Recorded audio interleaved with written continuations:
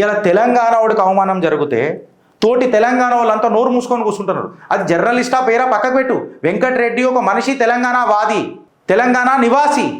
ఆంధ్రోడికి ఏం పెత్తనామిడా అని చెప్పి ఇలా మాట్లాడాల్సి వస్తుంది కొన్ని విషయాలు. ఒక జాతీయవాదిని ప్రాంతీయవాదిగా మారుస్తున్న బాబు చంద్రబాబు, తస్మా జాగ్రత్త. చట్టం నీ చేతులకు తీసుకోకండి. 5 సంవత్సరాల పాటు అలంకరణ మీ ముఖ్యమంత్రి పదవి. ఇలా కేసీఆర్ గుర్తొస్తున్నాడు తెలంగాణకు. తెలంగాణ బిడ్డ తల్లడిల్లినప్పుడు అల్లా కేసీఆర్ గుర్తొస్తున్నాడు. బరాబర్ మాట్లాడతా.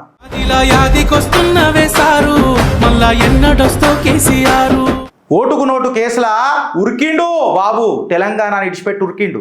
ఇవాళ నీ జర్నలిస్టులని తీసుకుబెట్టి ఉరికిపిస్తున్నారు. ఏమైందిరా తెలంగాణ? ఎవడి పాలైందిరా తెలంగాణ? ఉద్యమ గడ్డతో ఊపిరి పోసుకున్న గడ్డ ఇవాళ ఉత్సాహం లేకుండా నిరుత్సాహం కనిపిస్తుంటే ఏమైందిరా తెలంగాణ, ఎవడి పాలైందిరా తెలంగాణ అని మాట్లాడాల్సిందా అవసరం వచ్చిందా లేదా? ఇవాళ నేను ఎవరిని క్రిటిసైజ్ చేయాలా? రేవంత్ రెడ్డిని క్రిటిసైజ్ చేయాలనా? బాబుని క్రిటిసైజ్ చేయాలనా?